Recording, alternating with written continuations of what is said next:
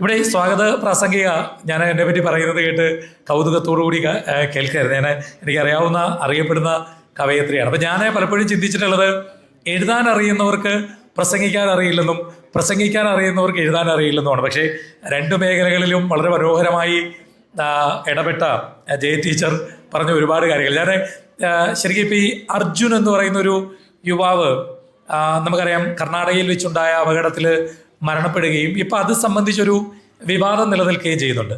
അപ്പം എനിക്ക് അർജുൻ മരിച്ച് സ്വർഗത്ത് ചെന്ന് ഇരിക്കുകയാണ് എന്ന് നമ്മൾ കരുതുക, നമ്മുടെ ഒരു ഇമാജിനാണ്.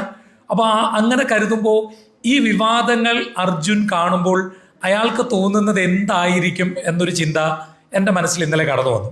കാരണം ഈ സോഷ്യൽ മീഡിയയിൽ അങ്ങോട്ടും ഇങ്ങോട്ടും ഭയങ്കര ആക്രമണങ്ങൾ, അർജുൻ്റെ കുടുംബം അവരുടെ വിഷമങ്ങൾ പറയുമ്പോൾ മറ്റൊരു മനാഫ് എന്ന് പറഞ്ഞ ഒരു ലോറി ഉടമ അദ്ദേഹം കഷ്ടപ്പെട്ട കാര്യങ്ങൾ പറയുമ്പോൾ രണ്ടു കൂട്ടരെയും സപ്പോർട്ട് ചെയ്യുന്നു എന്നുള്ള നിലയിൽ സോഷ്യൽ മീഡിയ ചേരി തിരിഞ്ഞ് ഏറ്റുമുട്ടുന്ന ഒരു കാഴ്ച നിങ്ങൾ എത്രത്തോളം വാർത്ത കാണുന്നവരാണെന്ന് എനിക്കറിയില്ല. പക്ഷെ അങ്ങനെ ഒരു സംഭവം ഇവിടെ നടക്കുന്നുണ്ട്.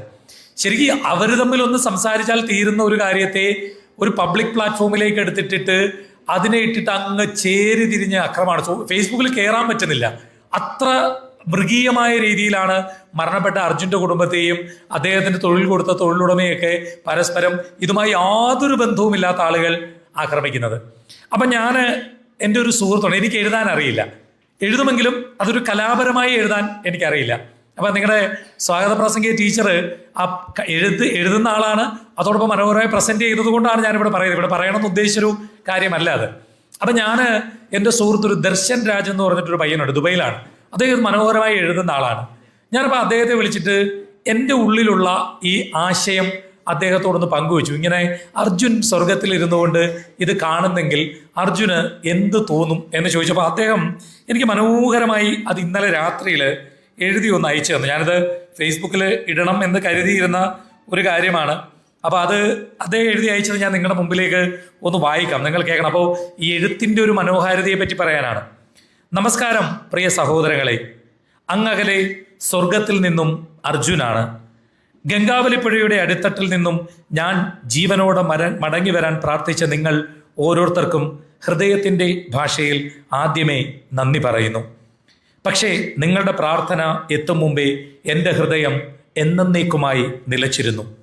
ഇരുട്ടിനുള്ളിലെ പുകമറ മാറി ഒന്നുറക്ക പൊട്ടിക്കരയാൻ മനസ്സ് പലവട്ടം വിതുമ്പിയെങ്കിലും ഭൂമിയിലെ വെളിച്ചം കാണാൻ എൻ്റെ ശരീരത്തിന് നീണ്ട 71 ദിവസങ്ങൾ വേണ്ടി വന്നു.